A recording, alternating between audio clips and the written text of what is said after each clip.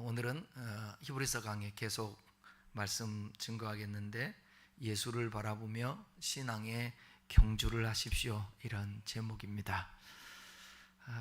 여러분이 마라톤 해보신 분들은 계신가요? 마라톤 뛰어보셨나요? 10km든 정식 올림픽 경기 할 때 거리가 몇 미터인지 아시죠? 몇 킬로? 42.195. 이 긴 거리를 달리는 선수들을 보면 처음부터 끝까지 전속력으로 뛰는 사람은 없습니다.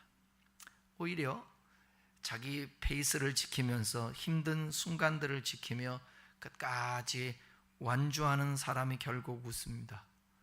오늘 우리가 함께 읽은 이 히브리서 11장 1절로 3절은 우리의 신앙생활을 바로 이 경주에 비유하고 있습니다. 히브리서 수신자들은 여러 가지 어려움과 핍박 속에 지쳐 있었습니다. 히브리서 강의 지금까지 해오면서 말씀드렸죠. 믿음을 포기하고 싶은 유혹이 있었습니다. 그런 그들에게, 그리고 오늘 우리에게 말씀하십니다. 인내하며 우리 앞에 놓인 경주를 잘 달려가시기 바랍니다, 이렇게 격려하고 있는 것입니다. 함께 읽은 이 본문 한 절씩 한번 읽으면서 설명해 드리도록 하겠습니다. 1절은 짐을 벗고 경주에 집중하라는 것입니다. 자, 1절을 다 같이 띄워보십시오. 함께 읽겠습니다. 시작. 이러므로 우리에게 구름같이 둘러싼 허다한 증인들이 있으니 모든 무거운 것과 얽매이기 쉬운 죄를 벗어버리고 인내로써 우리 앞에 당한 경주를 하며. 아멘. 신앙은 우리가 달리는 거와 같은데, 이 신앙의 트랙을 달리는 우리를 향해서 뭐라고 말씀하냐면, 구름같이 둘러싼 허다한 증인들이 있다고 선언합니다. 이 증인들이 누굴까요? 바로 앞장인 히브리서 11장에서 모진 핍박과 환난 중에서도 오직 믿음 하나로 삶을 증명해낸 믿음의 거장들입니다. 그래서 히브리서에서는 예를 들어 아브라함, 모세, 다윗, 다니엘, 그리고 수많은 이름 없는 우리의 신앙 선배들입니다. 그들은 이미 우리가 겪는 이 눈물과 아픔을 이미 겪은 사람들이에요. 그 길을 먼저 걸어갔고 마침내 승리해서 하늘 관중석에서 오늘 힘겹게 달려가고 있는 우리를 향해서 이렇게 외치고 있을 것입니다. 낙심하지 말아라. 우리도 그 고통의 터널을 통과했다. 제가 옛날에 말씀드렸잖아요. 제가 신학교를 가고 이 주의 길을 가면서, 하나님, 제가 경험하지 않고 깨달을 수 있도록, 하나님, 제가 그렇게 잘 깨닫고 살아갈 수 있도록 저에게 큰 일이 없게 해 주십시오. 그런 기도를 했는데 하나님은 그 기도를 들어주셨을까요? 안 들어주시더라고요. 그러니까 우리의 기도가 늘 언제나 하나님이 원하는 기도보다는 우리가 항상 편리를 위해서, 우리 입장에서 아무 일 없기를, 순탄하기를 늘 기도하는데 살아보니까 그렇지 않다는 거예요. 다 터널을 지나가야 되고요, 광야를 지나가야 되고 그렇습니다. 여기서 강원도 여행만 가려고 해도 그냥 되나요? 길을, 터널을 한두 개 지나가는 게 아니죠. 진짜 어디 양양터널 같은 경우는 공항 있는 사람들은 그걸 어떻게 가요? 10km가 되는 거리 운전하면서 가기가 쉽지가 않습니다. 옛날 터널이라는 여러분 영화가 있었거든요. 그 터널에서 사고가 난 거죠. 그 영화를 보고 그 다음에 터널 지날 때마다 사람들은 그 강박이 생기는 것입니다. 공황이 오는 것이죠. 우리 인생이라는 게 그런 것 같아요. 그냥 순탄하게 가면 좋을 텐데 그렇지 않아요. 우리 그래서 히브리서 11장에서 믿음의 선진들을 동원해서 신앙생활은 이렇게 하는 거고, 믿음의 사람들도 이런 과정 속에서 끝까지 믿음을 지켜 이 믿음의 장 11장에 등장하게 됐다고 우리에게 가르치고 있는 것입니다. 지금 허다한 증인들이 저 하늘의 관중석에서 우리를 지켜보고 있을 것입니다. 그러면서 하는 말이에요. 낙심 말라고, 하지 말라고. 우리도 다 그 과정을 겪어냈다고. 하나님은 신실하시니 너희도 반드시 할 수 있다라며 뜨거운 함성으로 지금도 우리를 응원하며 격려하고 계실 줄 믿습니다. 이 영적인 응원 소리가 들려야 우리가 믿음의 경주를 할 수 있는 것입니다. 그래서 역사가 필요한 것입니다. 과거의 경험들이 기록되어 있고 그 경험을 통해서 오늘을 살아내고 미래를 예측하며 살아가는 것이죠. 믿음 생활도 그런 것입니다. 최고의 마라톤 선수가 몸에 무거운 모래주머니나 두꺼운 외투를 입고, 여러분 겨울에 마라톤을 해도 그 잠바 입고 뛰는 사람 없잖아요. 본문은 우리에게 강력하게 명령합니다. 모든 무거운 것과 얽매이기 쉬운 죄를 벗어버리라고. 무거운 것은 그 자체가 명백한 죄는 아닐지라도 우리의 영혼을 둔하게 만들고 하나님께 나아가는 이 발걸음을 무겁게 방해하는 세상의 모든 것들을 뜻하는 것입니다. 영국의 유명한 설교가 스펄전 목사님은 이런 얘기를 했습니다. 신앙의 가장 큰 적은 악한 일뿐 아니라 선하고 평범한 일에 지나치게 마음을 빼앗기는 것이다, 그렇게 얘기했습니다. 여기서 무거운 짐이라는 게 대단한 그 죄만이 아니라는 것입니다. 평범한 일상 속에서도 우리의 마음을 빼앗아가는 것들, 사사로운 것들이 있지 않습니까? 그것들이 발목을 잡을 때도 있고 신앙생활을 제대로 하지 못하게 하는 것들이 있다라는 것입니다. 그게 뭐겠어요? 지나친 염려, 물질에 대한 과도한 집착, 하나님보다 더 사랑하는 취미생활도 될 수 있고, 오늘날은 스마트폰 이 중독이 되어서 그 스마트폰에 뺏긴 어떤 영적인 에너지, 그런 에너지가 바로 우리의 무거운 짐일 수가 있다는 것입니다. 반면에 얽매이기 쉬운 죄라는 게 있잖아요. 우리의 발목을 집요하게 붙잡고 사정없이 넘어뜨리는 고질적인 습관 죄악들이 있습니다. 교만일 수도 있고, 미움일 수도 있고, 불평일 수도 있고, 분노일 수도 있고, 또 음란일 수도 있고, 세상과 그리고 타협하는 버릇일 수도 있습니다. 게으름일 수도 있습니다. 이 모든 것이 신앙의 경주를 하는 데 있어서 얽매이기 쉬운 죄가 될 수 있다는 것입니다. 완주를 원한다면 이것들을 과감하게 십자가 앞에 우리가 던져야 된다는 것입니다. 가차 없이 버려야 비로소 가볍게 달릴 수 있습니다. 성경에 보면 유라굴라 광풍을 만났을 때에 배 안에 있는 사람들이 풍랑이니까 했던 게 뭐예요? 짐들을 하나씩 버리는 것입니다. 포기해야 되는 거예요.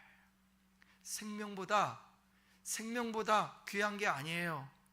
그 짐을 싣고 갈 때 얼마나 소중한 짐들입니까? 그런데 내 목숨보다는 귀하지 않은 거예요. 그래서 던지는 것입니다. 미리 주님이 그거 버리지 않았을 때에 바울에게 안심하라, 두려워하지 말라, 네가 가이사랴 앞에 서야 하겠고, 그렇게 말씀해 주면 얼마나 좋아요. 근데 다 던져내고 그럴 때까지 주님이 참으시다가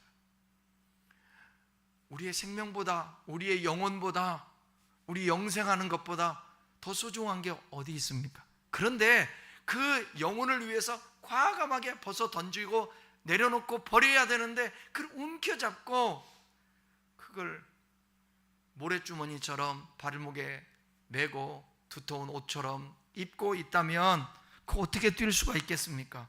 완주할 수가 없는 것입니다. 이 경주를 완주하기 위해서는 절대적으로 필요한 것이 뭐냐? 오늘 성경에서는 인내라고 말하고 있습니다. 우리의 신앙생활은 100m 단거리 경주 같은 게 아니에요. 평생을 거쳐서 하나님 나라에 이르러 달리는 장거리 마라톤과 같습니다. 그래서 내 감정이 좋을 때만, 환경이 편안할 때만 달리는 것이 아니에요. 때로는 가파른 오르막길을 올라갈 때도 있습니다. 때로는 숨이 탁탁 차올라서 모든 것을 포기하고 싶은 그런 순간도 찾아오기도 합니다. 근데 인내로서 우리 앞에 당한 경주를 어떻게 해요? 묵묵히 달려가야 되죠. 지금은 제가 엄두를 못 내지만 옛날에 30대 때, 40대 때 그 설악산에 가면 제일 우리가 여행하는 데가 어디예요? 국립공원에서 올라가는 데가? 울산바위 있지 않습니까? 울산바위는 4월 달까지 눈이 있더라고요. 4월 달까지. 대학원 다닐 때 세미나를 설악산에서 세미나 하면서 등정을 하는데 숨이 진짜 쿡 차오르더라고요. 차올라. 그래서 올라가다가 내려오는 사람 있을까요? 없을까요? 우리 동료 중에 내려오는 사람도 많이 있죠. 그런데 그것을 참고 인내하면서 끝까지 올라가는 거예요. 요즘 다녀온 사람 얘기 들어보니까 그 방부목으로 해서 잘 올라가는데 처리를 해놨다라고요. 근데 제가 올라갈 때만 해도 이게 철선으로 연결해 놓고 이게 철을 박아 놓은 다음에 그걸 잡고 이게 벽 길을 올라갔던 기억이 있거든요. 그래도 끝까지 인내하면서 올라가면 그렇게 만족도가 있고 시원할 수가 없어요. 우리의 신앙의 경주라는 게 그런다는 것입니다. 경주는 한순간의 질주로 끝나지 않습니다. 처음서부터 끝까지 견디며 달려야 됩니다. 우리의 신앙의 태도가 그래야 되는 거예요. 그러니까 사도 바울이 뭐라고요? 달려갈 길을 다 마쳤다. 저와 여러분이 지금도 달려가고 있는 거예요. 달려갈 때는 힘든 거예요. 숨이 탁탁 오르고 다리가 아프고. 뛰는 사람들의 생각은 뭐예요? 언제 도달하지? 그런 생각도 있습니다. 그렇다면 이 험하고 지치는 인생의 경주를 우리는 무슨 수로 완주할 수 있을까? 어떻게 완주할 수 있을까? 인간의 의지와 결심? 안 되는 거예요. 우리는 100번도 더 넘어질 수밖에 없습니다. 그래서 내 힘과 결심 약하여 늘 깨어지기 쉬우니 이렇게 찬송하는 거예요. 성경은 2절에서 그 절대적이도 유일한 완주의 비결을 제시하고 있습니다. 2절을 다 같이 함께 한번 읽어보겠습니다. 2절 시작.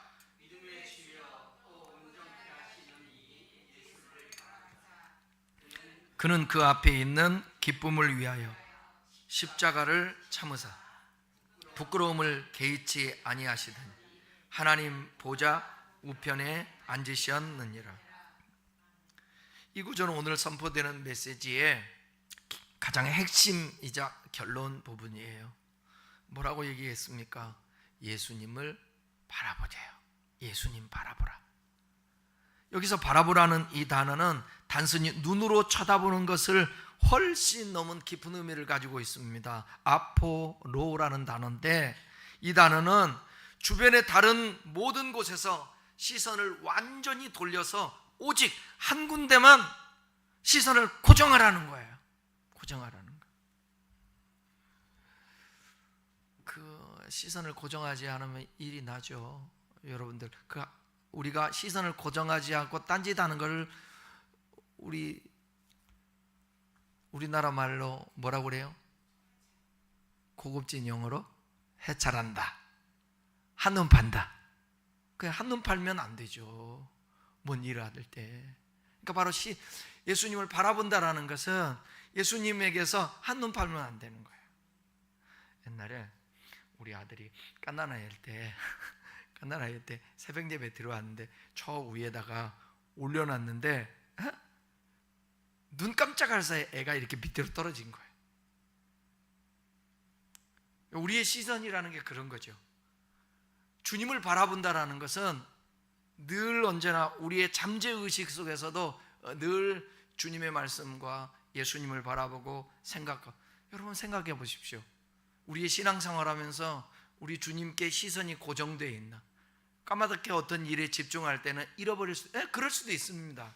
그러나 늘 제가 출근에 아침에 일어나면 기도하고, 출근해서도 기도하고, 어떤 일을 할 때도 기도하고, 사람을 만날 때도 기도하고, 걸어다닐 때도 기도하고, 늘 주님 앞에 묻는 것은 주님께 시선을 고정한다라는 그런 의미가 되는 것입니다. 거친 파도와 같은 환경에서 시선을 돌리고, 끊임없이 흔들리는 내 연약한 자아로부터 시선을 돌려 오직 예수 그리스도 한 분만 우리의 눈동자를 그분에게 고정하는 것, 그것을 지금 촉구하고 있는 것입니다. 그러니까 쉬지 말고 기도해라. 쉬지 말고 기도해라. 진짜 어떻게 쉬지 말고 기도하겠어요? 하나님 아버지 하면서 늘, 그럼 일처리를 어떻게 하고 대화를 사람들하고 어떻게 해요? 그것은 항상 주님을 의식하면서 주님으로 말미암아서 사람을 대하고 일을 하고 하라는 거예요. 주님을 잊지 말라는 것입니다. 그러니까 운전할 때도 앞에 시선을 고정해야 되지 않습니까? 딴짓하면 사고 나잖아요. 우리의 삶도 그렇다라는 것입니다. 그렇다고 해서 저 운전할 때 있잖아요. 앞을 보긴 하지만 백미러를 보지 않습니까? 이렇게.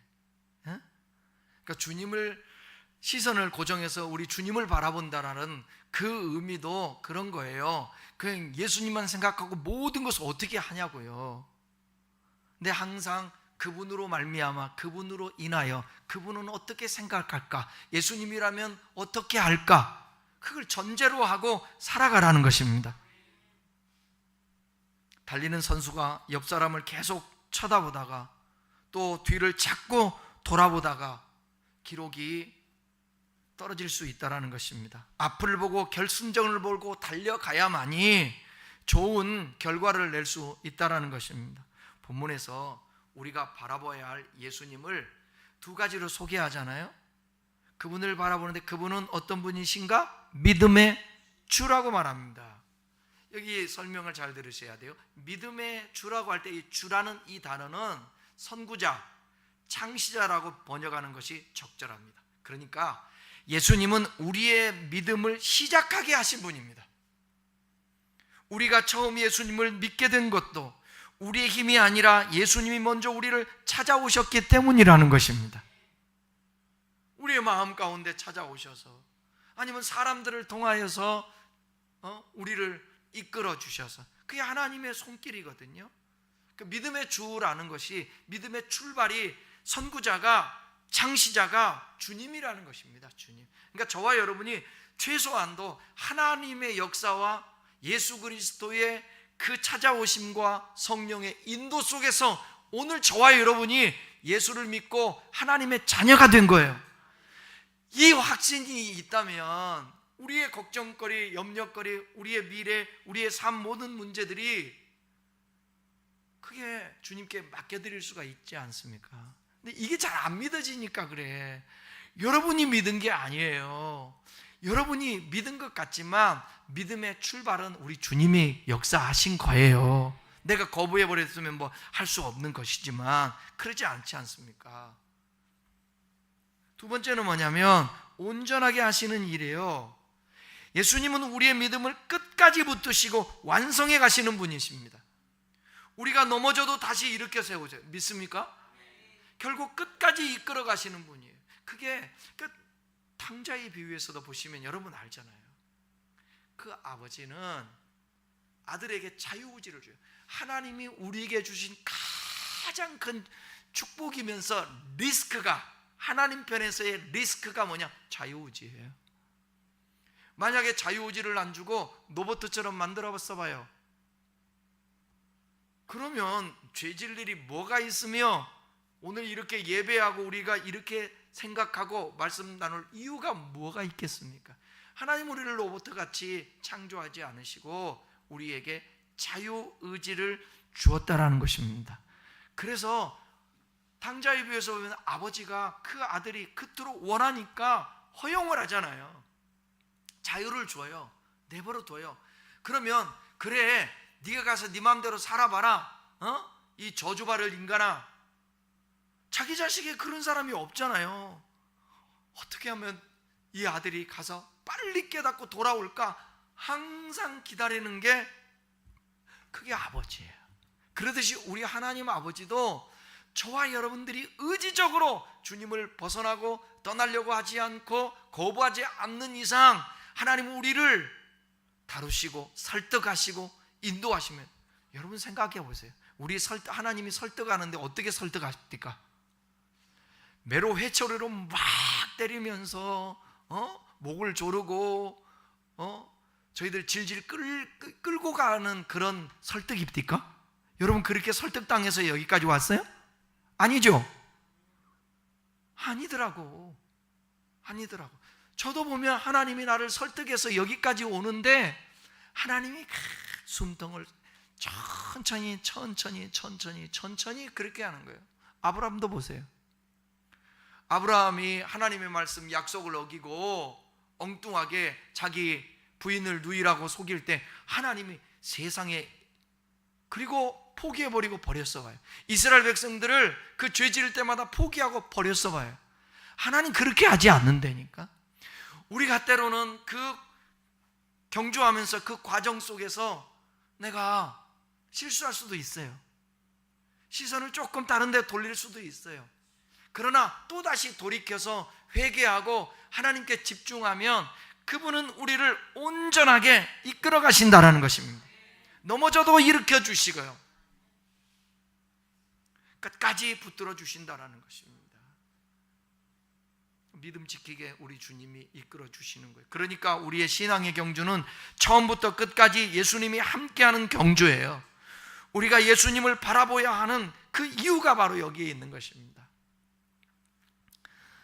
20세기의 최고 변증가였던 C.S. 루이스, 제가 많이 얘기하잖아요. C.S. 루이스의 그 명언이 많으니까 그 책이 또 우리나라에 많이 나와 있고 참 변증적으로 귀한 책들이 많이 있습니다. 순전한 기독교라든지 그런 책 보면 루이스가 뭐라고 얘기하냐면, 당신 자신을 바라보십시오. 그러면 오직 절망만을 발견할 것입니다. 그러나 그리스도를 바라보십시오. 그러면 당신은 평안을 얻을 것이요, 그분과 함께 필요한 모든 것을 얻게 될 것입니다. 우리가 만들어내는 것들이 아니에요. 우리가 우리 자신들을 바라보면서 내 스펙을 보고 내 능력을 보고 내가 쌓아놨던 그 모든 것들을 바라본, 처음에는 그게 그럴듯해 보이지만 그 절망이라는 거예요. 그래서 왜 우리 주님이 지난 주일날 골로새서 3장 15절의 말씀처럼 평강인데 누구의 평강을 너에게 있게 하라고 그랬어요? 앞에 평강인데 뭐가 붙었어요? 그리스도의 평강 아닙니까? 그리스도의 평강인 거예요. 우리가 아니에요. 우리가 만들어낸 평안이 아니라 그리스도의 평강이에요. 그러니까 그분이 우리 안에 거하셔야죠. 그분 앞에 시선을 고정시켜야죠. 그러면 그 시선이 고정되고 그분이 좋고 그러면 드라마만 봐도 그 참교육이라는 거, 내가 진짜 저번에 참교육이라는 거 누구하고 얘기하다 참교육을 안 보니까 대화가 안 돼서 한번 보라고 그래서 진짜 몰아서 봤거든요. 제가 참교육이라는 거 그거 보니까 눈을 떼지를 못하겠더라고. 여러분 드라마도 영화도 눈을 떼지 못하고 고정하는데 우리의 삶에 영원한 우리의 생이 달려있지 않습니까? 그렇다면 그분께 고정하면 다른 게 안 들어온다니까요. 자꾸 생각해보세요. 그냥 내가 적나라하게 얘기해볼게. 자기 남편에게 고정되어 있고 자기 아내에게 고정되어서 아내가 사랑스럽고 그 부인이 사랑스럽고 똑같은 말이지, 남편이 사랑스럽고 자식이 사랑스럽고 거기에 시선이 고정되어 있는데 왜 외도를 하냐고요. 다른 데를 왜 보냐고요. 네? 그러니까 우리의 답들은 늘 저가 설교하면서도 이게 항상 강조하고 싶은 게 뭐냐면, 예수님께 우리 시선을 고정하는 거예요. 그분 앞에. 근데 그분이 좋아야 고정을 하지, 재밌어야 고정을 해. 그러니까 예수를 믿으면서도 외도를 하는 것입니다. 다른 걸 쳐다보는 거예요. 자꾸 이것도. 아니 그냥 주님이 주시는 대로 우리 살면 되지 않아요?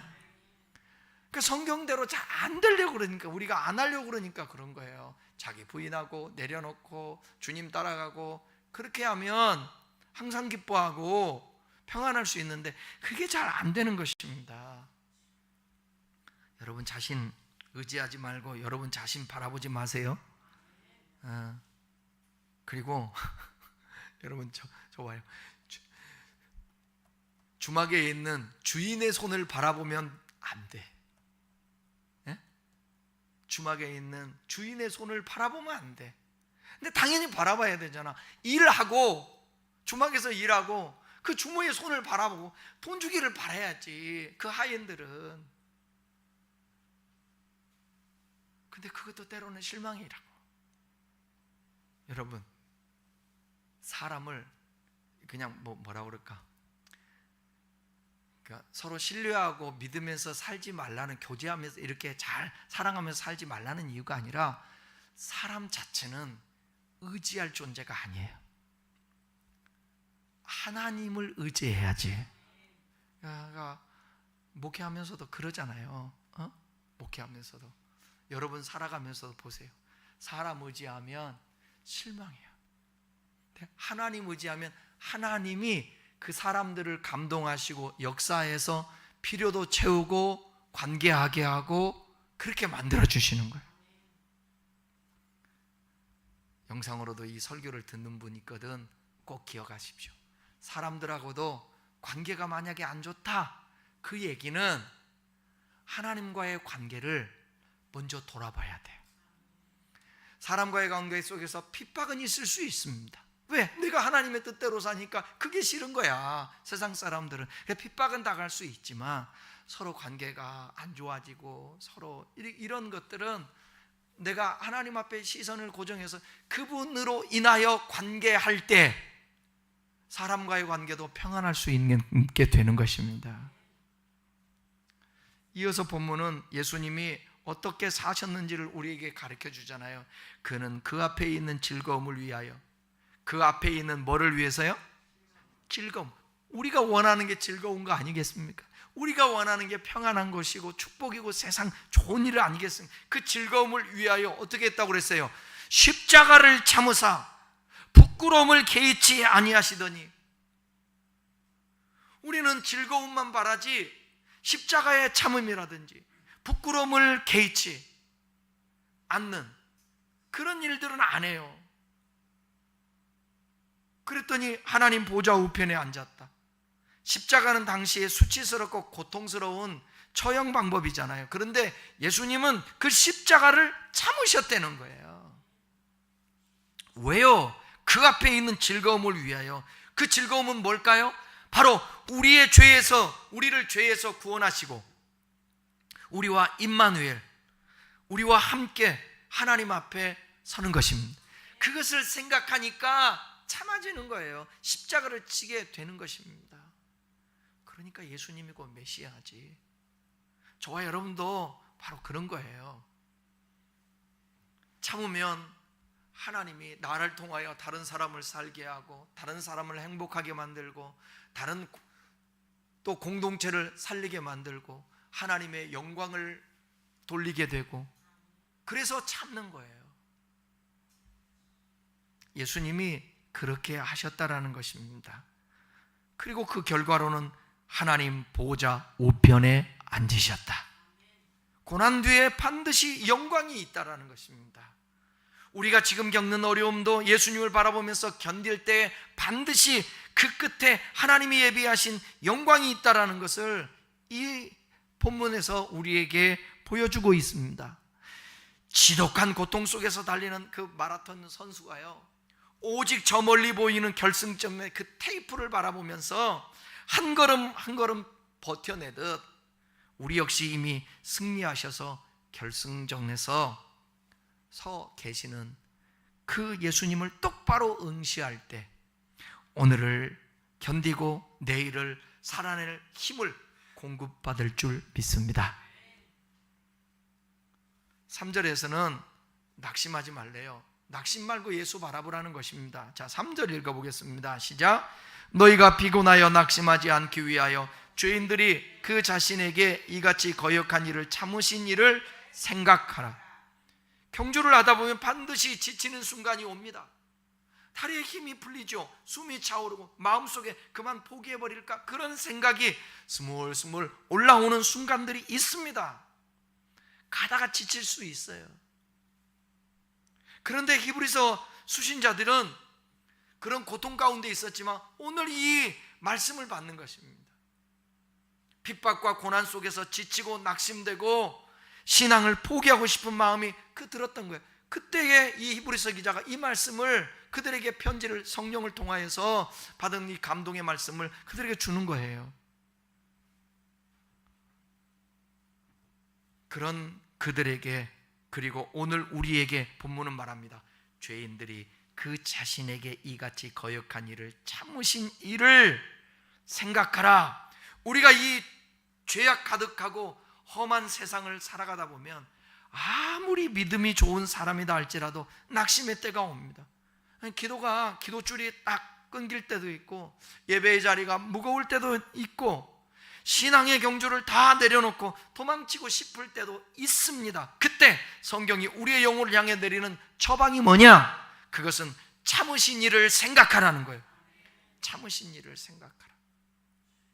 여기 생각하라는 단어는 한번 쓱 떠올리라는 게 아니에요. 무게를 달아 꼼꼼히 계산하고 깊이 묵상하라는 뜻이에요.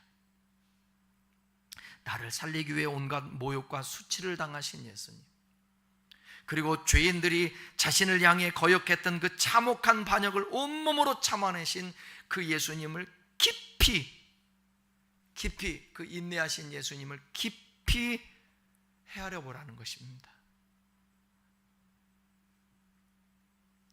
인생길에서 억울한 일을 당할 수도 있습니다. 여러분, 죄 없으신 주님 당하신 그 황당하고 거룩한 그 억울함을 비교해 보면 우리가 억울하고 힘든 것은 그 아무것도 아니잖아요.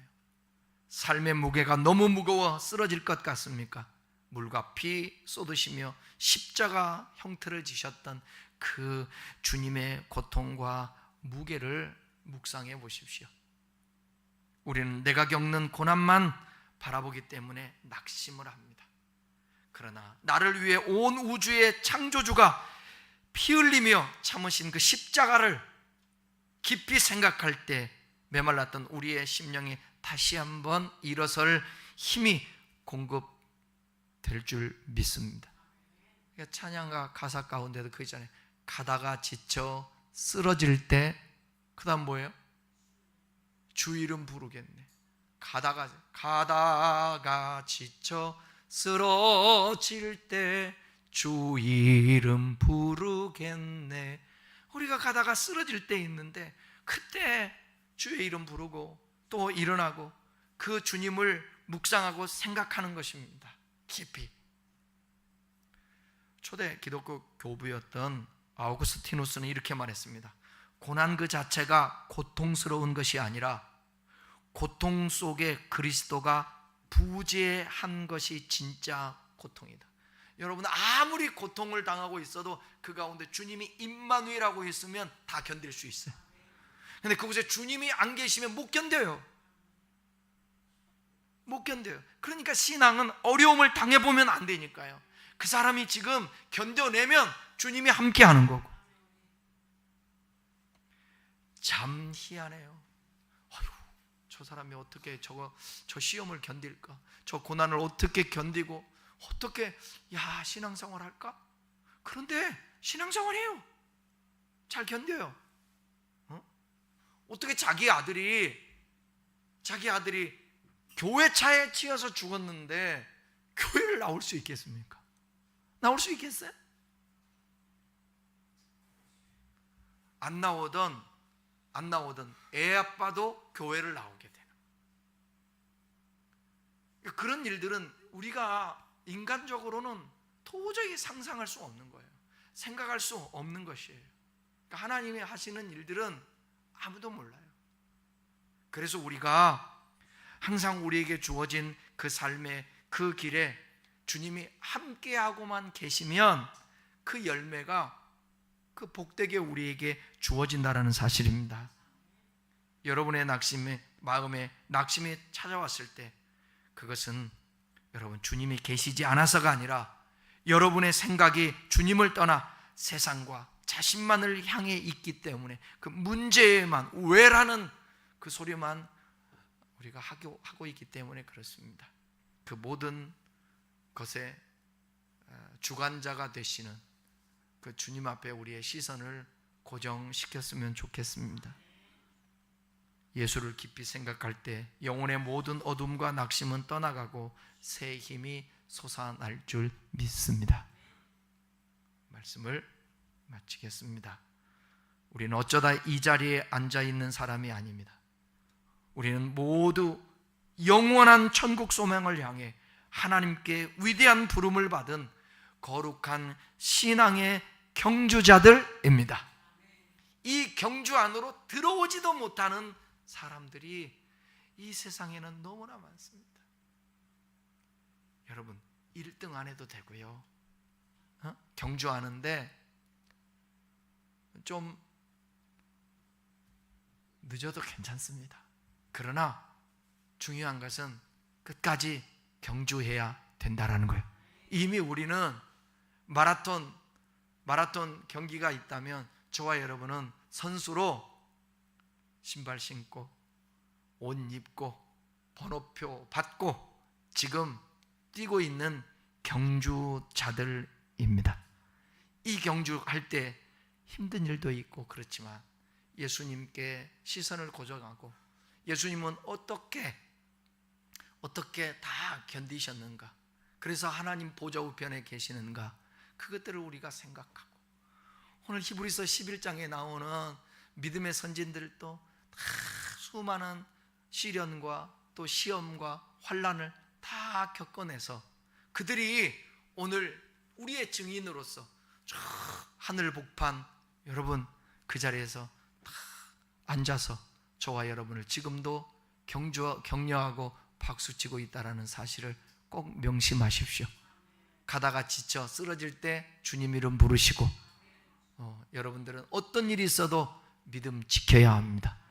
그것이 우리에게 주어진 때로는 세상의 염려, 물질의 노예 혹은 끊어내지 못한 우리의 죄의 습관들, 이런 것들을 인하여서 저와 여러분들이 중간에 넘어지지 않기를 바라고 다 이런 것들을 극복해서 저 하늘 복판에서 저와 여러분들 다 잘했다 칭찬받고 인정받는 그런 마지막 경주에 꼴이나는 우리 모두 되기를 주님의 이름으로 축원합니다. 기도하겠습니다.